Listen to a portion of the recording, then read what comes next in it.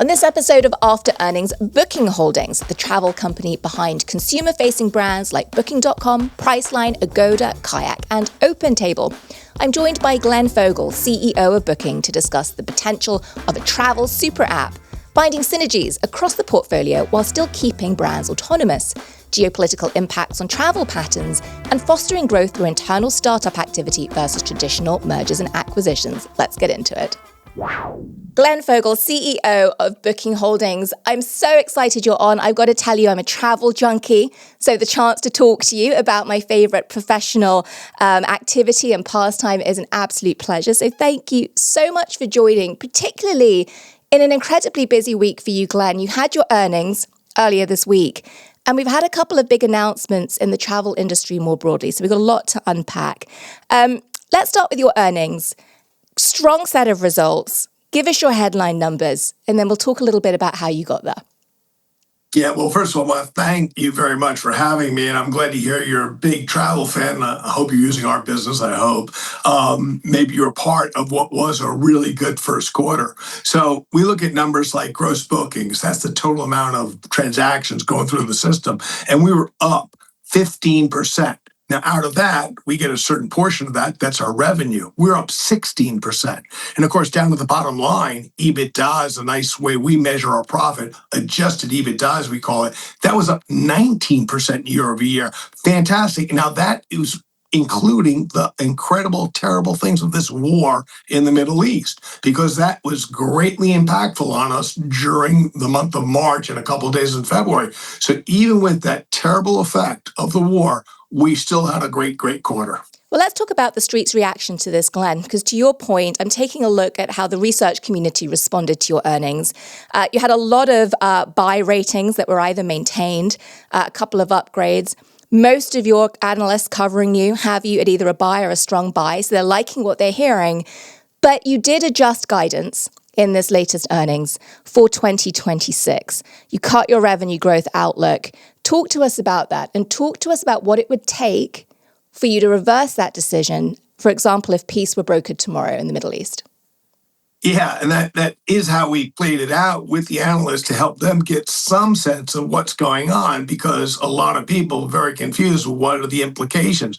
So what we did was said, if the war were to end during the second quarter, and so starting in the third quarter, we're going towards a normalization, this is what our full year guidance would be, and we gave them those numbers. Of course, we made it very clear those are the assumptions that we're making. You can make your own assumptions on when the war is going to end. They will. Yeah, they will. And adjust from that, because it's a terrible thing from the human cost, of course. Now we go beyond that into our business, which is our responsibility to figure out what should we do, how we're going to do it. We made this estimate and we put it into our guidance and what we think is going to happen. But the chance that what we think is actually going to be the result, I mean, the permutations are endless. And every day we come up with some new stories about what's happening in terms of trying to come to peace or not. And I tell you, the implications are going to be second order effects, third order effects. The longer this goes on, the worse it's going to be, not just for travel, but other parts of the world economy.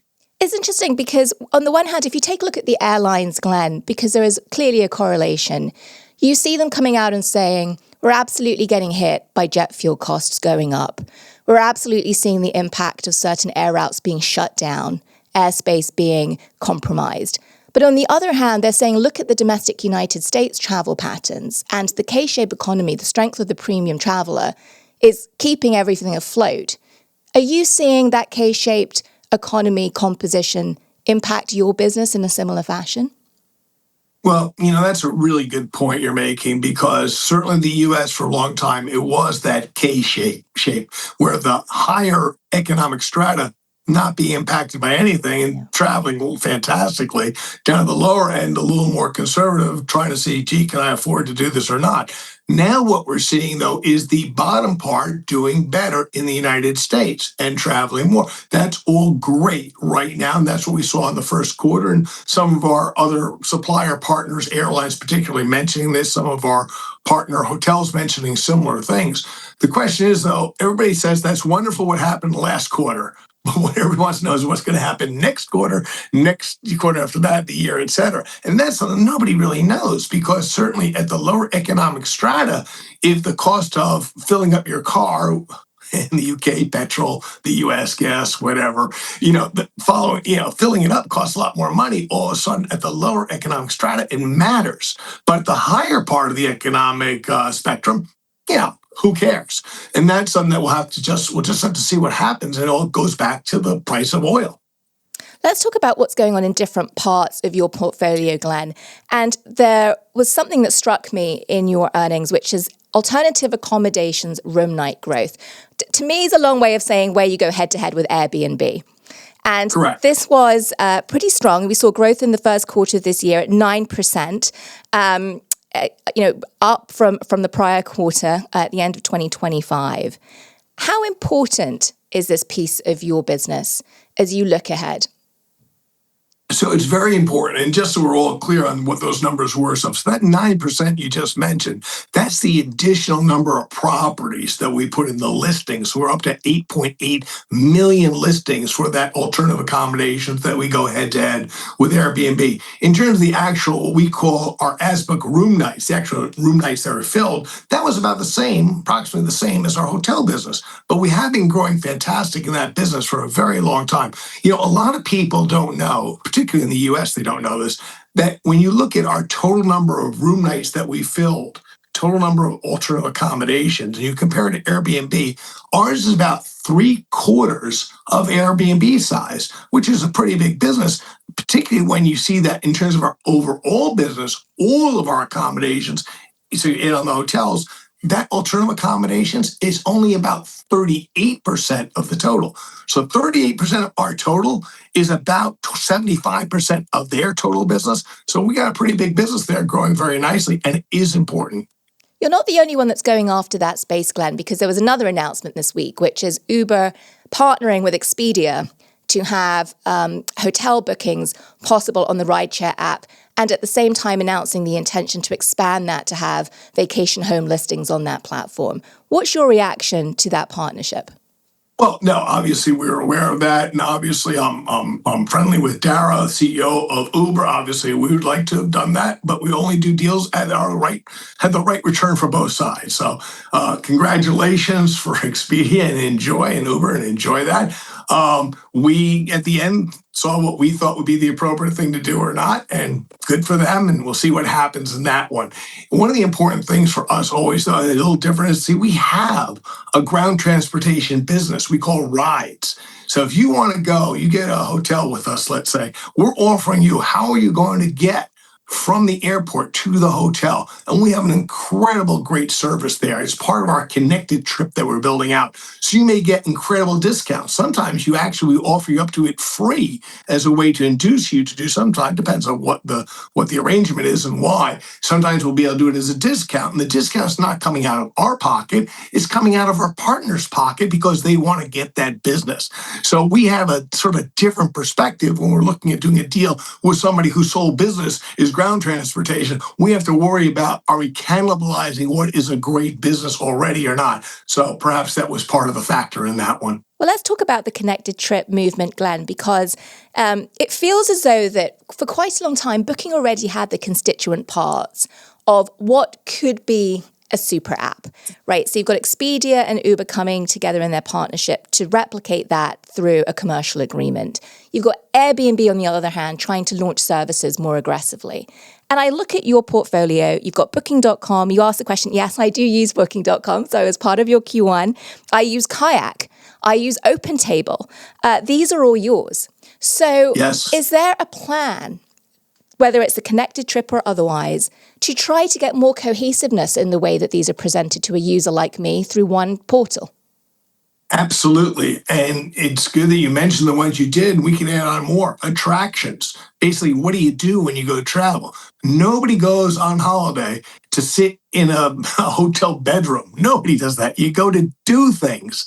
And as we mentioned, the ground transportation, very important. Insurance, now more important than ever. Travel insurance is an important thing to be part of. Tying that all together, stitching it together so it is one holistic way to do your travel, so much easier. And then top on AI, be able to understand what is most important to use, the personalization, being able to get you the deals, the discounts, the things that are really things that you deserve, working all together. And on top of all that, at the end of the day, God forbid something goes wrong. And as we all know, travel, sometimes things go wrong. Having one point of contact to fix it, be able to fix it all, because unfortunately, travel is like dominoes. When one thing falls apart, a whole bunch of other ones fall apart on top of it. So you're absolutely right. That is the plan. That is the connected trip. That is what we're building. It takes time. Rome wasn't built in a day, and neither will our connected trip, but we are making great progress on it. Well, describe what it's going to look like, Glenn. Is it going to be one spot that everyone can go to? Are you still going to have the individual brand names on there like a Kayak or like a Booking? Or is it just going to be something else that's one clean user interface that I can get to on my mobile device? No, we'll still have those separate brands because those brands have incredible value. But for example, you're going to go to booking.com, or perhaps we reach out to you because we know you, because you used booking.com before. So we have the incredible personalization already ready. We know, looks like you should be starting your planning for your holiday in August. So we're talking to you maybe in May, and we're reaching out. And we know from the personalization what you like, the things you do. And we're coming up and offering you, here's some good ideas. And you're doing it just like you used to do with a human travel agent. I'm old enough to remember doing travel with a human travel agent. And that person knew a lot about me and my family, knew what we could afford, knew what we liked. And they'd give us some options, and we'd choose among them and be going back and forth. And then when we're done, we'd give them one payment, and they would take that payment and be all done. And God forbid anything went wrong, I could just pick up the phone, talk to that person could handle whatever the problem was and would be fixed. That's what we're looking forward to doing for everybody, because that will make it easier for everybody to experience the world. And that's our mission. And now a word from KeyBank. Successful businesses don't spin their wheels, they evolve. And in order to keep up, you need a bank relationship that evolves with you. Every business is inherently different, and that's why with KeyBank, you'll never receive one-size-fits-all solutions. Their expansive team of experts across industry verticals develop bespoke solutions to your ever-changing challenges and opportunities.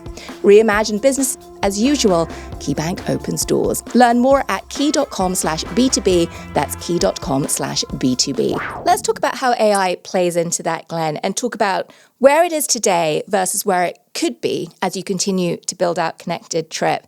I know that Booking holistically has been partnering with OpenAI. And earlier this year, there was a pullback from OpenAI having direct bookings inside its ChatGPT app. And this wasn't just the travel sector. There were direct bookings. There was also the ability to go purchase products, right, and circumvent retailers. And what we saw was your stock jumped 8% on that news. We saw a similar dynamic with a lot of these retailers. And it's as though the market had breathed a big sigh of relief and said, phew, this means the bookings of the world are at less risk now of being disintermediated. What do you think of that? Well, what I think is, and I spent a lot of time on a trading desk before I came to here to where I am the CEO of Booking Holdings and Booking.com. Before that, I was head trader asset management for Morgan Stanley for a guy named Barbe. So I've been on a trading desk.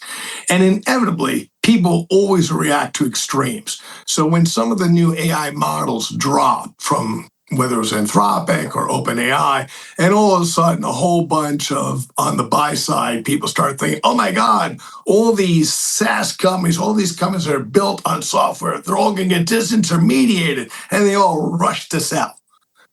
Well, of course, these people have absolutely no idea the complexity of actually building one of these businesses. And the concept that a bunch of 21-year-old, 22-year-olds are going to vibe their way into a $150 billion company like that is just so naive and not understanding how the world works. And then the flip side, when OpenAI goes, this is a really hard thing to do. We have no plans of doing this at all. And by the way, Google in the past already said, we have no desire to be a merchant of record in travel. So then when that news comes out and everybody flips on the other side of the boat, tilts the other way, says, oh, never mind. The truth is AI is just so rapidly going forward. There's going to be so many things that we at Booking.com, we take advantage of to to be able to make it so much better. I am not so much concerned. I'm not concerned at all about disintermediate. What I'm concerned about is being able to employ all these new technologies as fast as we can to make sure we're doing it better than our usual competitors, who are, of course, also working on this too. Well, let's go into a couple of specific examples where you're doing exactly that, Glenn, where you're driving adoption. One example is Penny, which is an AI travel assistant that you have on Priceline, so another one of the Booking Holdings portfolio of brands. Talk to us about how that's going. It's going well, and I'm glad you mentioned it, because that is an AI trip planning product service that one of the analysts who covers us at Evercore came out. He had looked at all the ones in the space, all the AI trip planners, including Google and Gemini and Claude and OpenAI's ChatGPT. He looked at all of them, and he came back, and in his report, he said Priceline Penny was the best. And he did that before we've got all these new improvements we rolled out since he wrote the report. So it's great. So you go to Priceline.com, you see Priceline Penny, you go in there, and it's like you're dealing with that human travel agent I was talking about before. It's wonderful. And it's even better. The more you interact, the more you actually purchase, the more we learn about you, the better we can actually provide service to you. It's absolutely a win-win-win. It's great for the traveler. It's great for our partners who have opportunities to show great offerings to these travelers that are really concretely to that customer who may want it. And it's good for us because it's good for our business. So let's talk about how you're executing on all this, Glenn, because I love to unpack with CEOs just how they're getting stuff done. I think it's very hard for folks who haven't operated to understand just how complex and how much discipline it takes to go and do this every single day when it comes to blocking and tackling. So can we just talk about how you find synergies, and we'll come back to the AI in a moment, across the portfolio of your different brands versus how much autonomy you give them? So let's just dig into this Priceline Penny example. Are you taking the same AI technology and the learnings that you have garnered from rolling out Penny and using that to inform or even replicate or use the same tech for an AI assistant on Kayak, as one example? Right. So these are such good questions, because that is a real interesting thing. At what stage do you want to consolidate? And what time are you still saying, no, let's have lots of different people trying different things to try and get the benefits? So we're still so early in this AI world. It's very important to continue right now to try lots of different things. But you want to share things that are working. So we actually have meetings among the different tech people in all of our different brands during the week, and they get together and they are sharing that information, et cetera. And I'm not forcing and saying, okay, guys, you got to use this one, because it's still early, but I want everybody learning. So if they want to adopt what they've learned, they can do that. At some point down the road, maybe we'll have some consolidations of some things, because then you can also get some better things in terms of your negotiations with things you're buying from, i.e., tokens. They're not free. You got to buy them. So maybe with volume, you can get a better deal. That's something down the road to be thinking about. But right now, we're still going all over trying to, in fact, we have two other things that we started that we have not announced yet. And we have code names that we're working on, two different startup AI native efforts. And we teased it out in the call, saying we got these two things. One's on the West Coast of the US, one's on the East Coast of the US. But these are pure startup companies. And we are doing that because we need even more variation in the ideas of how to go forward. I'm going to come back to that in a moment, Glenn, this idea of having a startup mentality within a large corporation. But before I go there, give us other examples just to paint the picture of where you have consolidated activity versus distributed activity. For example, marketing. Is that something that you consolidate as something that you distribute? Just help us understand, because you're quite unique given the breadth of what you have. Totally separate. Yeah. Every single brand has their own marketing departments, but what they do is they share best practices on how to do it or not. And there's coordination too. In the US, for example, we have Booking and we have Priceline and we have Agoda and we have Kayak. One of the things I want in the coordinating is, when we're doing brand spending, that people understand what the other one's doing it when they are doing any type of campaign. So we're doing it is what it's going to be as efficient as possible. But it's, again, one of the things I really have learned is that coordination is costly. Forcing things to go together just because it's together does not necessarily end up with a better operation. In fact, sometimes it's much better. Yeah, I understand that I'm losing out and where I may get some benefit and savings from consolidation, but the cost of coordination can be much greater. Let's talk about this idea of having startups inside a business as big as Booking Holdings. Walk us through, Glenn, the decision to build organically and to have a culture that allows for building organically versus using some of your $16 billion of cash and equivalents as of March 31st on your balance sheet to go out and buy some of these capabilities. All right, well, two different things. And it doesn't mean you can't do both, by the way. You can do both, especially if you have $16.5 billion of cash on your balance sheet.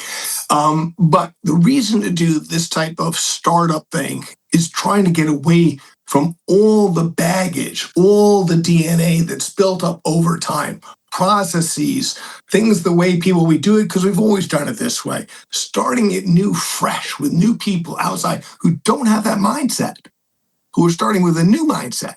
That can be very powerful. Now, like most startups, they'll end up being nothing because that's the nature of most startups. But we need to learn things out of them that will be then usable across the entire organization. Or who knows, we may end up with a little bit of lightning in the bottle with one of them, which would be great. And who do you find talent-wise to participate in this, Glenn? Are you going out there and finding those 22 or 23-year-olds who otherwise might be trying to vibe code their way into something?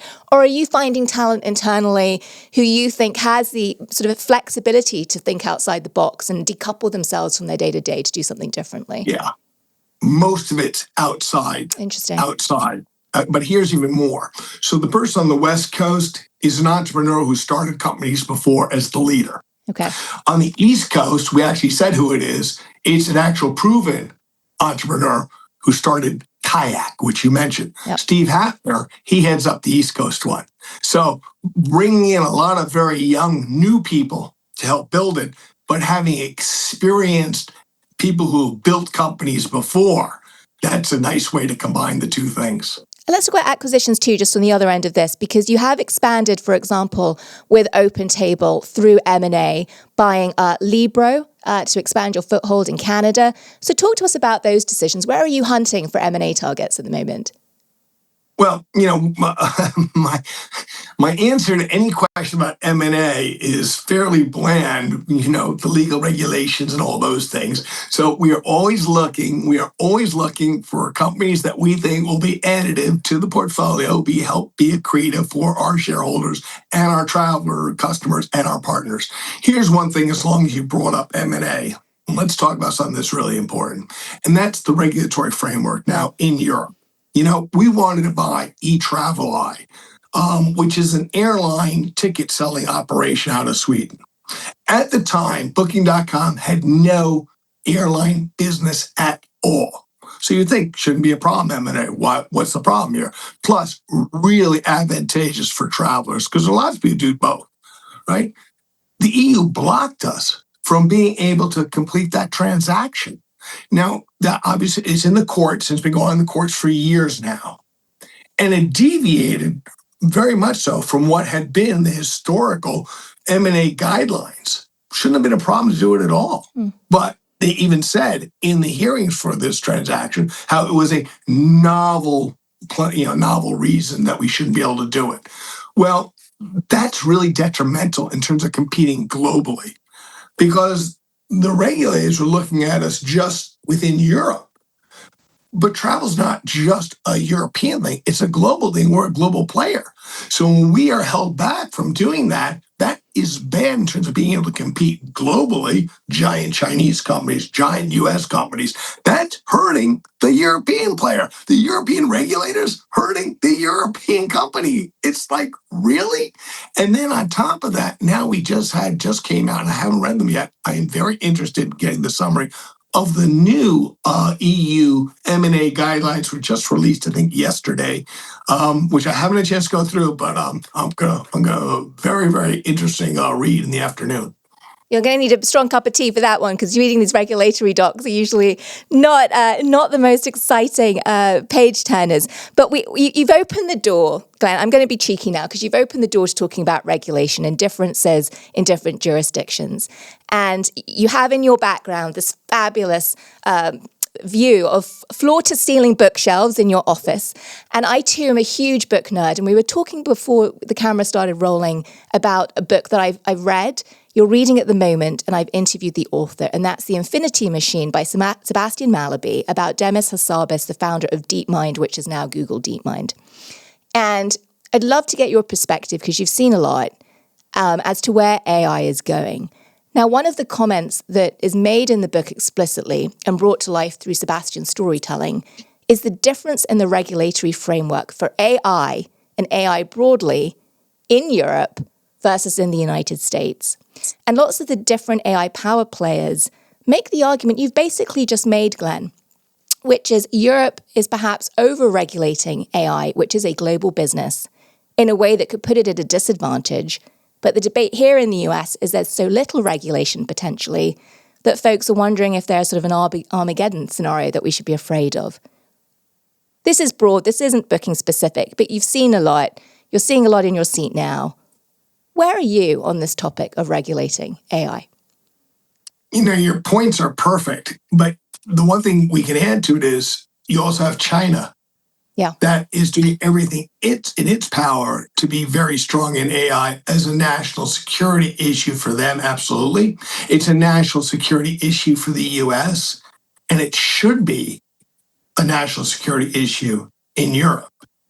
And that's one of the most important things, understanding if we regulate it and prevent ourselves from being able to use AI to the best of all its abilities, does that mean that one of our adversaries or someone who's not as friendly is going to have an incredible advantage over us? That's a really scary thought too. So you have on top of, we have one, AI is hopefully going to do tremendous great things for human society. Good.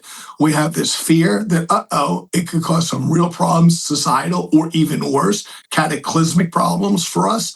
And then the other thing is, but if we don't, somebody else could do that. We're in the same place.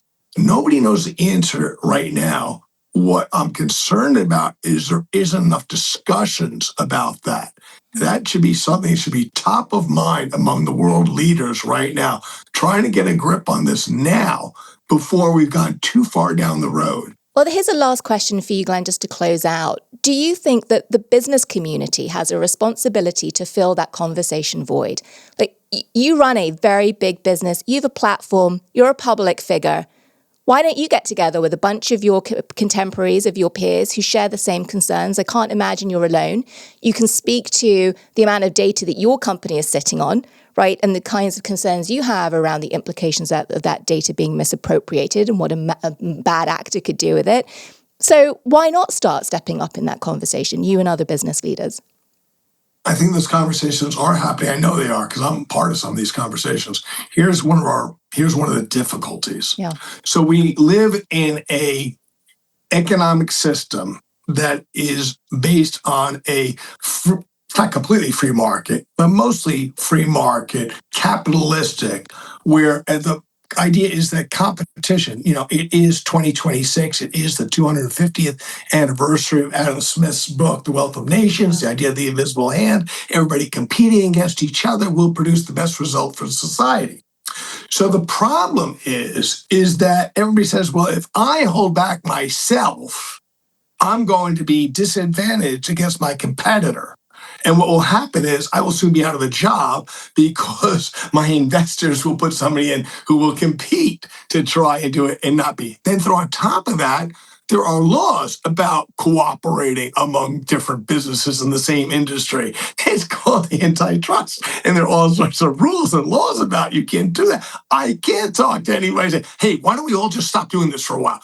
I would end up in jail. Can't do that. That's why we need governments to lead this, to be out in the forefront on this. Well, Glenn Fogel, CEO of Booking Holdings, please come back. Look, this is going to be a big year.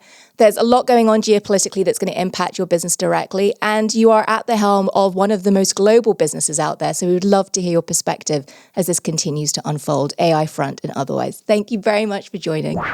I'm Anne Berry. Thank you for tuning into After Earnings, the show that brings you up close and personal with the executives behind the world's most interesting publicly traded companies. If you learned something today, don't forget to like, subscribe, and share with your friends. Upcoming episodes will feature CEOs and CFOs from Duolingo, DraftKings, Match Group, and many more. We'll see you next time.